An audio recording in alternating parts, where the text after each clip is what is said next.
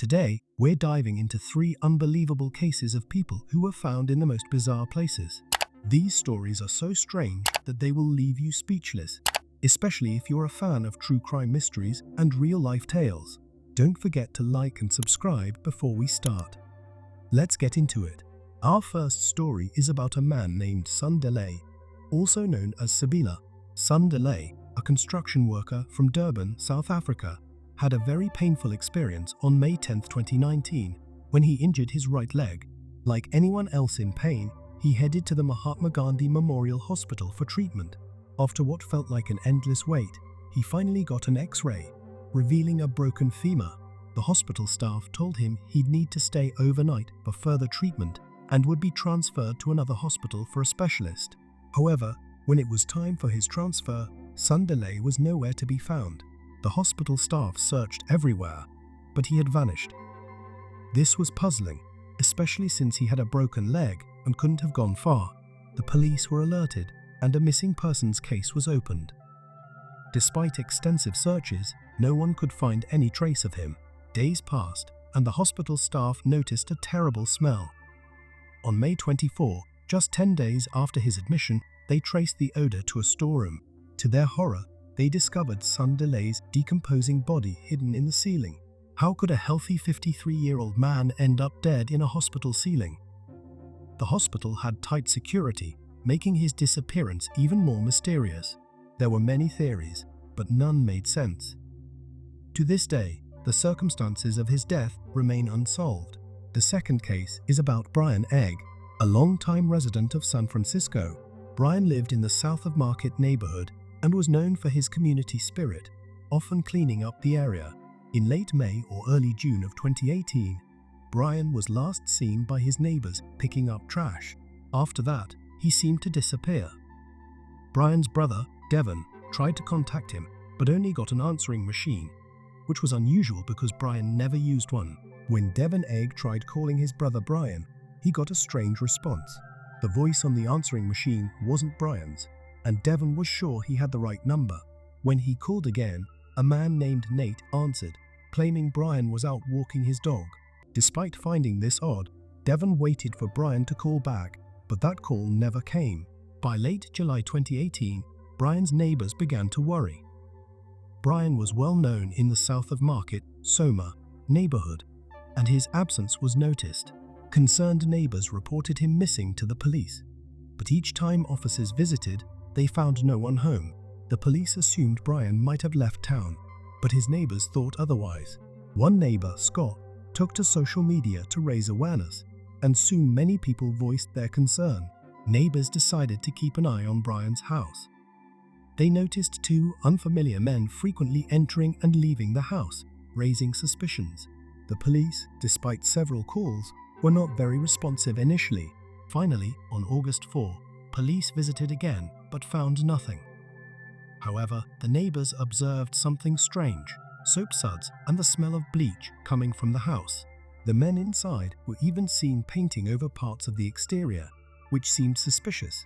On August 7, Brian's sister officially reported him missing. A week later, neighbors saw a crime scene cleanup company outside Brian's house. This prompted the police to act swiftly. They arrested Robert McCaffrey, 52, one of the 2 men, who had a large amount of cash on him. 2 days later, they arrested the second man, Lance Silver, 39. Both were charged with identity theft and financial crimes, as they had been using Brian's credit cards. The mystery deepened as Brian's whereabouts remained unknown.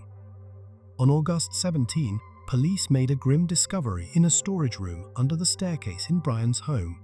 Inside was a fish tank containing a torso that had been beheaded and had its hands removed. The body was later identified as Brian Egg. Brian's death was ruled a homicide by the San Francisco medical examiner. Robert McCaffrey and Lance Silver were charged with homicide, identity theft, elder abuse, and various financial crimes. However, the San Francisco District Attorney's Office eventually dropped all charges pending further investigation. Robert was released, and Lance was held in jail in Alameda County for a parole violation, but was later freed. To date, no one has been convicted for Brian Egg's murder, and his killer or killers remain at large.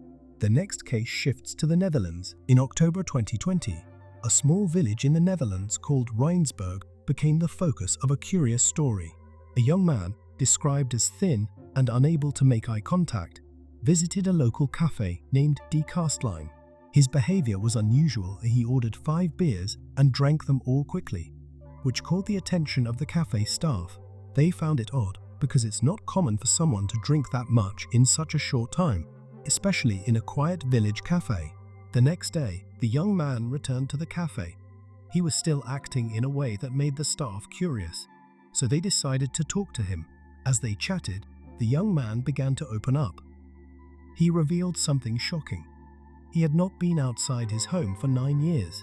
This revelation surprised everyone, as it's hard to imagine someone staying indoors for so long, cut off from the outside world. As the conversation continued, the young man shared more about his life. He mentioned that he had 4 brothers and 1 sister. They all lived together on a farm. This information made the situation even more puzzling because it suggested a large family living in isolation. The young man also expressed a desire to change their way of life, hinting at a wish to break free from whatever had kept them so secluded. The story of this young man in Rijnsburg raised many questions among the local community. People wondered what had kept him and his family isolated for so long, and what life was like for them on the farm. The cafe staff and others in the village were concerned and intrigued, wanting to know more about this family's situation and how they could help. The cafe owner, Chris Westerbeek, found the young man's story concerning and contacted the police. The young man hinted at being part of some religion or cult, but provided no further details. The police visited the farmhouse on Bugetweg and were shocked by what they found. The farmhouse was isolated, situated over 200 yards from the nearest road and 100 yards from the nearest building, making it difficult for passers-by to see inside. Inside the small farmhouse, the police discovered 6 people living in seclusion. Initially, all claimed to be over 18, but it was later revealed they were between 12 and 15 years old. The children had been taught to lie about their ages. They were taken into police care and examined by doctors. The investigation revealed that these children were never officially registered, suggesting they were born in secret and kept away from society. Police quickly identified the father of the 6 children, 67-year-old Gerrit Jan van Dorsten, who was taken into custody. Investigators also arrested an Austrian man named Joseph B., known locally as a handyman, who had rented the farmhouse. The 2 men were believed to have been running a doomsday cult, keeping the children isolated from the outside world.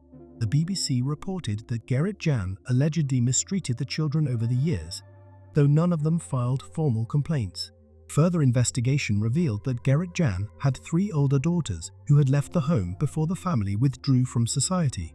He was charged with money laundering, unlawful detention, and other offences. Joseph B. was charged with kidnapping and money laundering. Authorities described Gerrit Jan as the evil genius behind the operation, with Joseph B. as his accomplice.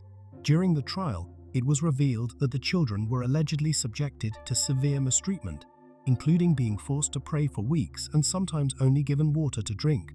Some children testified that they were physically punished by Gerrit Jan, describing being hit with sticks or forced to sit in ice baths until they lost consciousness.